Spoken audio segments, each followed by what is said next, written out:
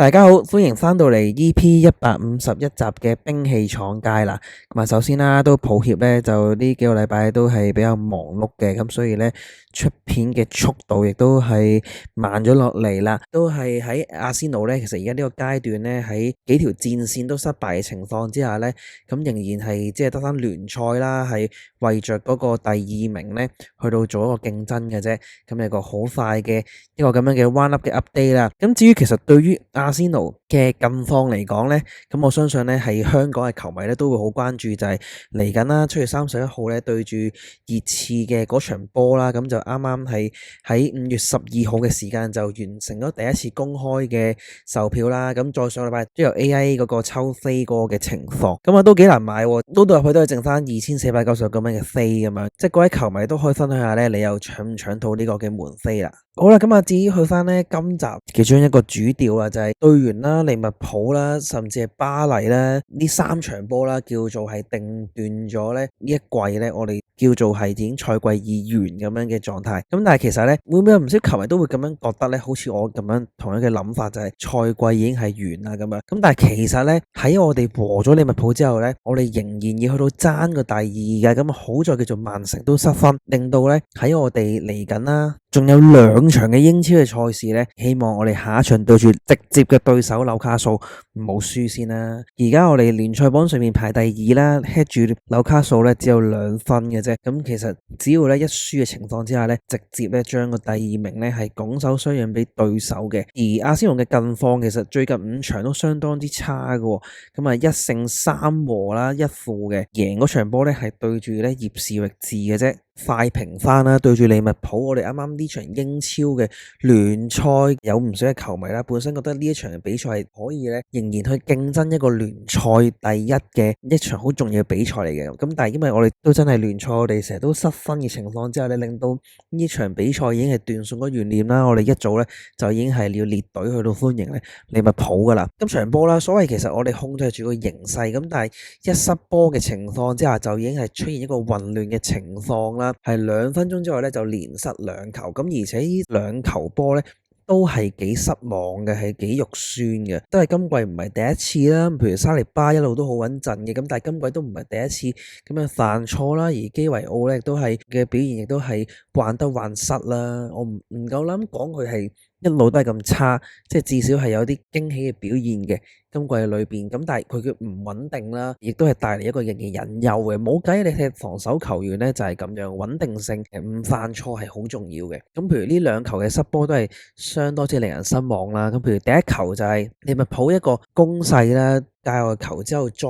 快開入嚟咧，咁其實好多人就話沙利巴喺前面褪唔切啦，基維奧冇上去頂啦，就2個人都有責任嘅，2個中堅都有責任嘅。咁基維奧你就一定要去提翻沙利巴，或者其實你需要佢自己補個位。其實沙利巴佢都唔係全速去到褪翻落去個位度。咁再點解沙利巴唔係全速呢？其實都同右閘個位置失咗位呢係有關係，就令到沙利巴自己都覺得係咪需要去衝去前邊去封一啲嘅角度咁樣，而令到呢其實成條防線都係好被動嘅。咁而阿力達啦，亦都係少有呢喺賽後 interview 裏邊啦，係講到明係不能接受啊，亦都係相信咧，係半場裏邊咧，佢散完班球員之後咧，係有少少改變啦。咁而且下半場都有明顯咧，去到調整嘅戰術嘅。咁譬如馬天尼尼其實多咗咧，對住巴特利啦，係斜級入去打一個 inside forward 嘅效果係有嘅。咁而且係多咗同托沙喺度換位啦。咁其實托沙咧，成個上半場咧都係不停出嚟攞波，咁而令到咧我哋前鋒線咧嗰個點咧係爭緊個前鋒嘅位置，咁而出嚟攞波嘅人都係好多嘅，咁所以馬天尼尼個打法更加直接咧重要嘅。當然啦，其實馬天尼尼而家嘅賣點都係似乎比較適合呢種嘅戰術啦，就係即係佢可以配合球隊嘅打法啦，協防上上落落咁樣。雖然咧有啲人笑佢係防守型嘅翼鋒啦，咁樣好多時候咧都係跑到嗰個好好嘅位咧，或者去到危險嘅地帶裏面咧，仍然可以咧掄到波入去，做啲傳中或者係射門嘅。雖然射術都係爭啲，上季季尾總結都有講過啦，佢變招唔多啦，技術都係冇乜大嘅進步啦，冇乜幼細嘅技術去到 show 到出嚟。咁但係佢移入中間啦，發揮到佢入攝同打力都唔錯嘅。咁相比要大波 cut in 個人再射門呢啲咁樣咁高難度嘅動作咧，咁其實佢喺禁區內嘅把握都算係好啲咁樣啦。其實佢呢個咁樣移入中間咧，就令到佢其實多一範嘅推進進攻嘅路線咯，即係變咗其實佢變速落底出波又得，咁而翻入中間做一啲嘅射門亦都係可以嘅。咁而且佢咁樣去到無球走動嘅插入咧，都令到奧迪加特咧可以多啲機會咧，俾到一啲 killer pass 嘅直線去到俾佢啦。咁而老實講，我哋好少球員咧可以走到呢啲空間嘅 space。托沙出嚟攞波，沙卡仔亦都係喺邊度去到右邊等波踢嘅，咁令到其實前線好少走動咧，令到我哋俾到一啲咁樣嘅斜直線出嚟，去到其實可以做一啲好簡單，譬如第二球波利物浦嘅進攻就係沙拿一個向前嘅傳波傳到個空位度啦，隊友係做到一個嘅跑動出嚟而製造到咧一啲嘅空間咁樣咯。咁而第二點就係托沙其實今季咧今場波裏邊咧，佢係異常咁樣嘅勤力嘅，無論拉邊啊、翻中場攞波啊、分擔奧隊壓力啊，呢啲效果都算唔錯啦。咁至少喺奧隊近呢幾場波真係冇狀態情況之下，多一個人咧去到做串連，咁亦都係交出助攻嘅。而奧隊咧、恩威啦、沙卡仔咧呢個久違嘅三角配合啦，叫做咧今下半場多翻少少啦。始終三個人唔同時間嘅受傷啦、狀態嘅起伏啦，奧隊嘅季初啦，不位至11月啦，咁而沙姐就12月開始去到受傷，叫做呢一兩場波咧，大家可以出翻晒嚟，咁但係個默契同埋走動都係少咗好多嘅。不過就見到 Ben 威就下半場多咗一啲嘅突破同埋出波啦，咁而沙卡仔嘅拉扯都係多咗咁多嘅空位咧，令到禁區咧冇咁塞嘅。最後啦，今場波裏邊咧，奧隊繼續多翻少少嘅起腳啦，驚天嘅重派都間接咧令我哋追翻2-2嘅。希望佢即係可以盡快咧俾到一個滿血滿狀態嘅隊長俾我哋睇，無論係掄波啊、傳波組織啊、遠射啊、入球嘅機會啊、埋門嘅最後一腳啊，都係俾到功課我哋睇嘅。咁當然啦，最後一下嘅機會射失又係可惜，就令到我哋咧唔能夠去反擊對手啦。Alex 啱啱講咗對住利物浦嘅呢場比賽啦，喺呢個時間咧就同大家回顧翻2個回合對住巴黎聖日耳門嘅比賽。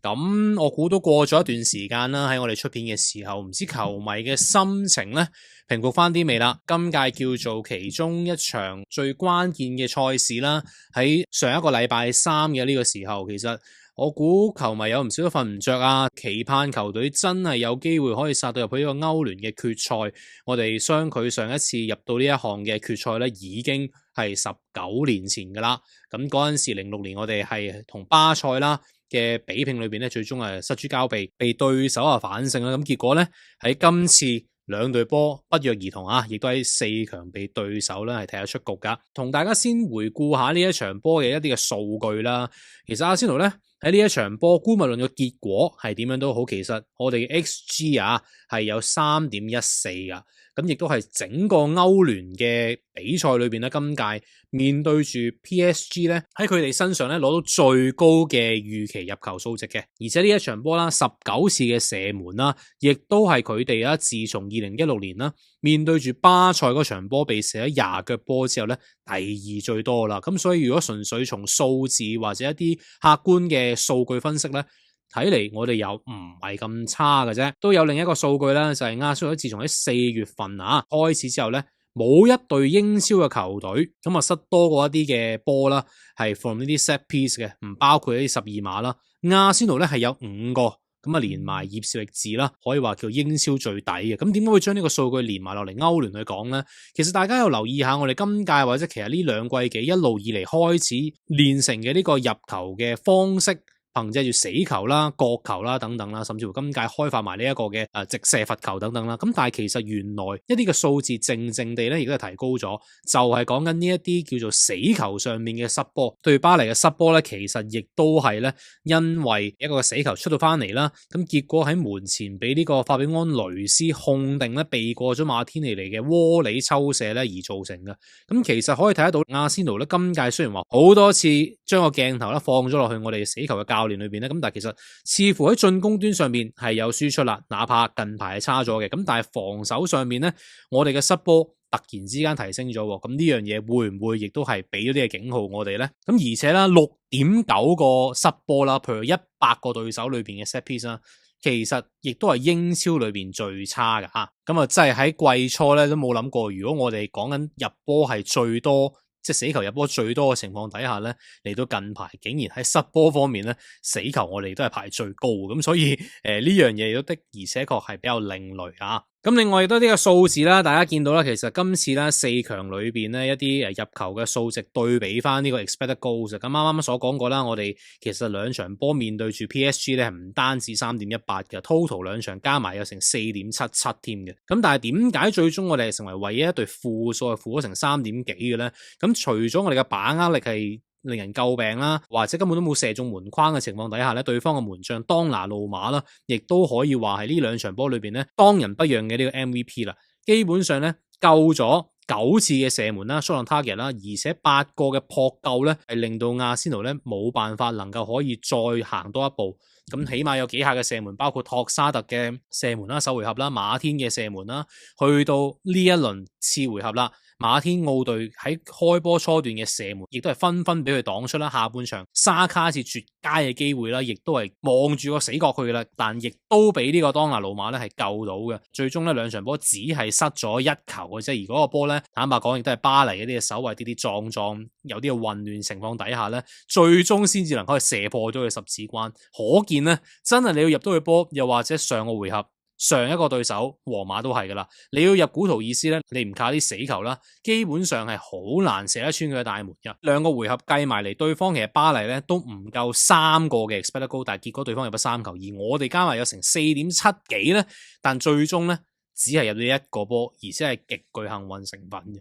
咁所以大家又可以望下，其實呢兩場波裏邊究竟係咪因為我哋欠缺咗一啲我哋成日講 clinical 嘅射手啦，導致到我哋呢個局面去到歐聯嘅賽場上邊冇球員能夠可以叫做擔起大旗或者叫挺身而出啦。沙卡算係半個啦，咁呢場亦都叫入咗1球，又或者首回合最大嘅威脅亦都係嚟自於佢。咁但係除此以外，究竟仲冇啲咩其他問題咧？嗱，咁先講翻今場波啦，一啲 tactical 上面嘅變化，明顯地咧吸收咗首回合嘅一啲嘅情況，你俾巴黎基本上控住咗頭嗰10零20分鐘嘅。咁嚟到呢一場啦，其實最明顯見到嘅就係手榴彈啦，帕提被安排咗呢個角色，因為隊中嘅手力，我相信佢係其中一個最好嘅啦。全場波裏面有成11次嘅呢個 flow in 啊，抌到落去呢個12碼點裏邊咧係搏亂嘅。咁其實開波初段咧都明顯地咧係有啲嘅成效嘅，即係壓得最好啦嗰個 moment。咁啱啱所講過奧迪加特嘅窩里啦，馬天尼嚟嘅窩里啦，其實亦都係得益於呢一個嘅手榴彈嘅兩邊啦，即係左右兩邊嘅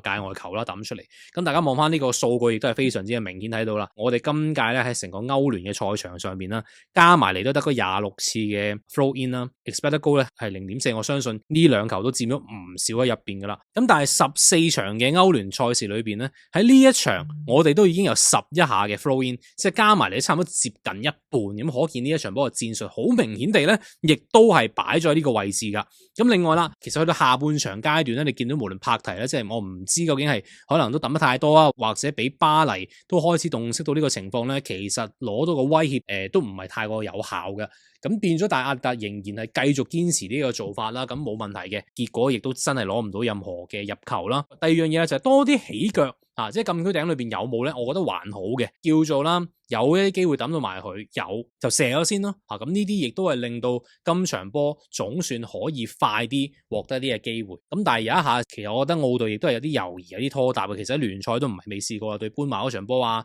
去到呢一場又係竟然俾佢右副位，即係一路帶住推過去，巴黎都擋佢唔住嘅時候，一路推一路壓落去，竟然就唔起腳，壓到落個禁區頂嗰個位置咧，咁啊再交，咁其實亦都係太遲嘅。咁所以呢啲位置亦都係，我覺得阿仙奴咧喺好多時候咧失諸交臂，或者一啲電光火石之間嘅一啲決定咧，就做得唔係太好啦。咁另外就係話喂，有冇把握到對方守高波嘅啲弱點咧？其實大家留意下對方嘅一對中堅守衛咧，馬昆奴斯等等，亦都唔係話真係咁穩陣嘅啫。嗰個失波大家睇到雖然唔係一個死球啦，咁但係一啲橫出波或者一啲喺邊路上面嘅進襲咧，其實佢哋亦都唔係下下都清到嘅，甚至乎都有啲手忙腳亂嘅。呢一場其實明顯地見到一啲嘅戰術就係天巴咧係收到啲 order 嘅。其實大家都知天巴不嬲唔係話好經常出波啦，對比起 Ben White 啊，咁但係明顯地咧有好幾下嘅反搶，一有機會 overlap 咧，佢就會出波嘅。咁開波初段咧，俾 Rice 嘅嗰一球啦，亦都叫越過到對方嘅守衛，亦都俾 Rice 頂到。咁可惜係斜出咁解嘅啫。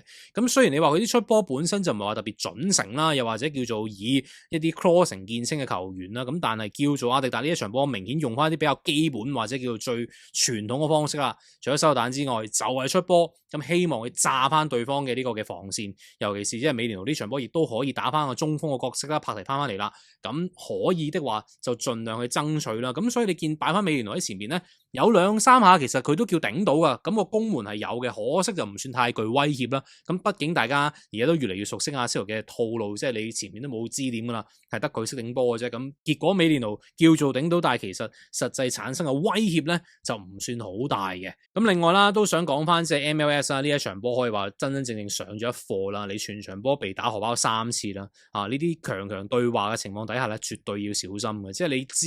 佢不嬲都係希望利用身位先得贏咗對手，再做下一組嘅動作啦。無論係急停啊、轉身啊，或者強行帶波衝上去交啲嘅 line breaking pass 啊。咁但係咧明顯安力基咧係有做功課嘅，知呢個僆仔咧中意先食身位再做下一步。你掛住望住場上嘅形勢，隊友企咩位嘅時候咧，其實好容易俾人撩幾撩咧，就叫甩你荷包。咁呢樣嘢喺呢一場波咧不下一次啦，起碼至少有3次，亦都俾巴黎真係有啲反擊嘅機會。咁啊針對住呢一方面咧，幾下嘅險象都係真係好危險嘅。咁 PSG 啲反擊你真係好多得巴高拿啊、杜伊啊嗰啲嘅把握力嘅真係差到冇人有啊，夠膽講。咁另一下就係禁區裏邊嘅手球啦，呢一嘢其實亦都係俾對方咧叫做射完之後，都需要視像嘅裁判啦，去提醒翻場上嘅球證啦。咁究竟係咪真係一個12碼咧？咁最終就失咗呢一球。咁好彩拉亞咧就叫做救到嘅啫，叫做幫佢補翻飛啦。咁呢啲即係你對方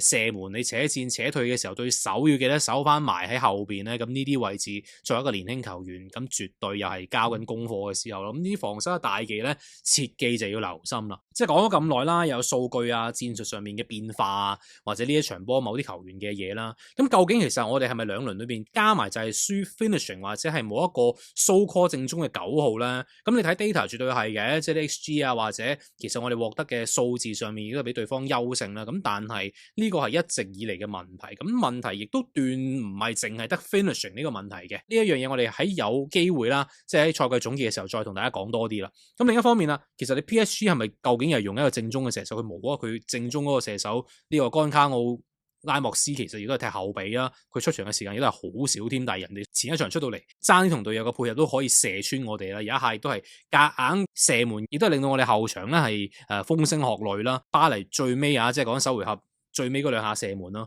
咁但係你單比利係咪一個正宗嘅射手？佢第一回合踢正中鋒，呢一場客串嘅巴高拿亦都唔係嘅，咁明顯地就係話代表啲咩咧？並唔係話一個正宗嘅9號咧就能夠解決晒所有嘅問題嘅，亦都好睇隊友之間嘅配合啦，或者成套 form 究竟係點樣？咁杜伊巴高拿啱啱都講過，甚至乎 KK 基亞拉斯基利亞究竟個把握力係咪叫好咧？At least 我覺得前兩者可能個射門嘅準程度比沙卡托沙特仲要差嘅。咁究竟亞洲人 missing 啲乜嘢咧？咁我哋留待喺賽季總結再同大家講咯。咁另外啦，呢場波其實球隊係咪真係又係咁一無是處咧？咁啊絕對唔係嘅。咁好老實講，今屆咧絕對係平淡，稍為令人失望嘅一個賽季啦。聯賽和咁多場波，好多時候領先咁多場波，但係最終我哋失咗成26分，咁呢一樣嘢亦都係令人不能接受嘅。咁你近仗對住水晶宮啦，對搬茅嗰兩場波絕對係要抨擊添。咁但係其實呢一場波你打出嚟嘅氣勢係有嘅，頭嗰15分鐘你叫做壓住咗巴黎，咁但係你把握唔到幾下機會咧，對方一個嘅所謂嘅世界波，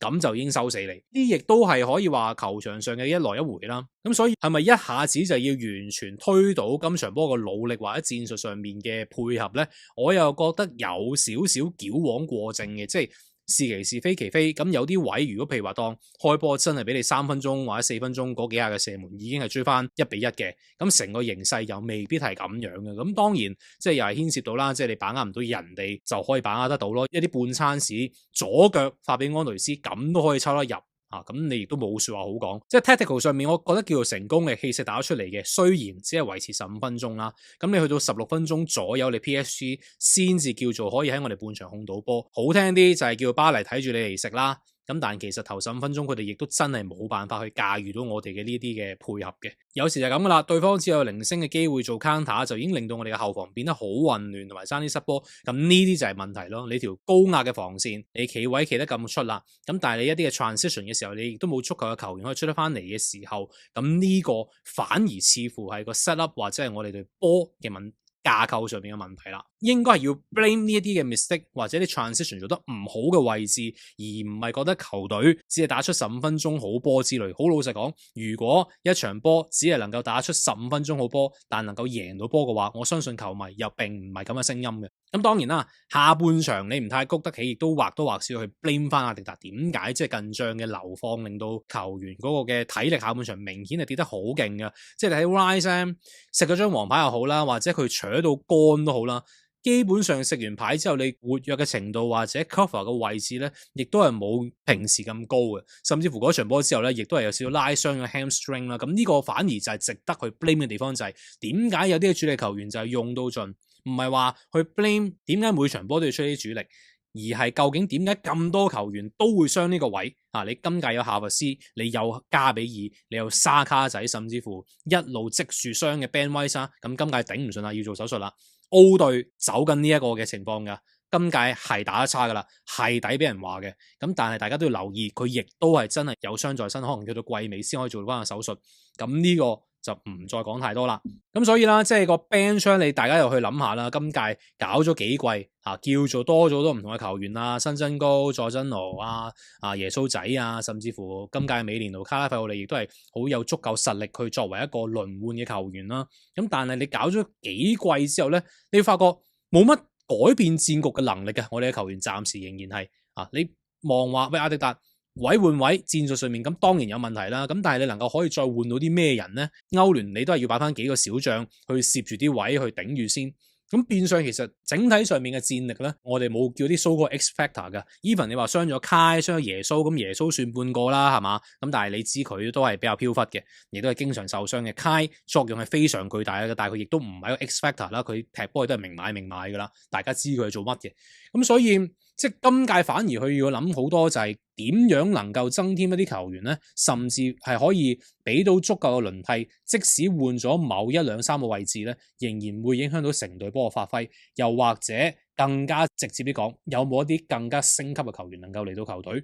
幫助到我哋再上一個層次咧？畢竟明顯地，就算啱啱我點樣 defend 球隊嘅表現，又或者幫球隊去揾理由都好啦，我哋喺4隊波裏邊咧，歐聯呢4隊波，坦白講能夠可以改變到戰力，能夠真真正正喺呢個大戰上面挺身而出嘅球員咧，的確暫時就比較缺乏嘅。咁所以希望啦，即係阿仙奴今屆夏天嘅轉會咧，俾到啲嘅 surprise 我哋。咁個結尾啦，咁可能都略略提下蘇比文迪啦。我估喺季中嘅時候咧，都已經有傳話佢同阿仙奴係傾好咗個 deal 啦，叫 activate 佢一個 release clause 咧，正式係會加盟阿仙奴喺嚟緊嘅夏天。咁我暫時以睇過西班牙國家隊啦，又或者少少皇蘇嘅比賽啦、歐霸啦等等啦，其實佢絕對係一個好阿迪達類型嘅球員嚟嘅。如果講年輕嘅時候，係一個可能叫做中期阿迪達啦，攻防兩邊都會有輸出同埋有足夠嘅活力去 cover 到球隊嘅一個球員啦。喺過渡上面啊，或者 as 一個 holding midfielder 嘅角色咧，其實做得幾好嘅。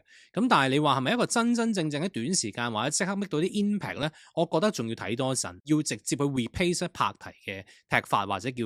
佢暫時喺隊中個作用咧，咁呢個就絕對冇可能。但係阿迪達究竟係盤算緊啲乜嘢咧？佢係咪認為需要打2個6號位啊？定還是真係個打法上面都要有啲嘅改變，就係令到除咗奧迪加特之外咧，嗰個中場嘅滲透能力啦、底波嘅嗰個選擇會再多啲。畢竟 Rice 咧就始終都唔係呢一範嘅球員。咁你3個球員裏邊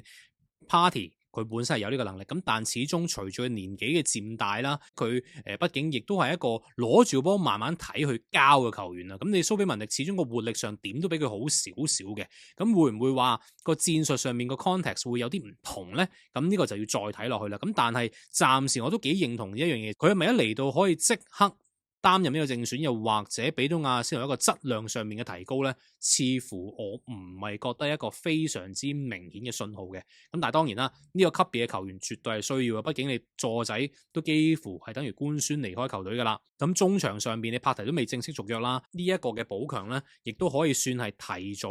confirm 我哋中場咧都有一定程度上面嘅補強嘅。咁始終即係你新增高，雖然話睇下中場啫，咁但係大家都好清楚阿特對佢嘅信任啊，又或者係對佢嘅定位係點樣嘅。咁所以換人換血係必須噶啦。咁但係似乎呢個只係會係我哋夏天轉會嘅第一步嚟嘅啫。咁所以啦，真正嘅 ending。用翻 Declan Rice 所講啦，你喺你嘅生活裏邊啦，好多時候咧，你需要係輸一啲嘅賽事，而希望以後可以贏得更加多咁有更加多喺現階段你去 overcome 一啲嘅 setback 啦，咁令到你無論喺 mentally 啦，或者整體嘅氛圍上邊咧，都有所提高或者係成長嘅。無論係一個人、一個球員，又或者係一個隊伍都好啦，佢哋需要一齊去度過呢樣嘢，一齊去成長。咁希望球迷亦都可以喺呢啲時間要沉澱一下啦。今屆係一個唔理想嘅賽季。雖然我哋進入咗歐聯嘅4強，亦都暫時叫保住英超嘅亞軍，但係絕對係需要去反省同埋要去學習受到批評嘅一個賽季咯。咁但係千祈唔好妄自菲薄，同埋我哋叫做真係有成10幾年咧呢段時間入4強都困難，去到要入翻歐聯都好困難嘅情況底下，今屆總算比上屆有所進步，嚟到4強嘅階段。咁我希望即係球隊迎來咗新嘅呢個嘅總監之後，究竟會唔會有一啲嘢喺我哋夏天睇到更加多？下一個賽季會有更大嘅期望呢？我哋拭目以待，下一集見。或者 IG post story 嘅時候咧 tag 埋我哋兵工廠街呢個嘅 account， 兵器廠街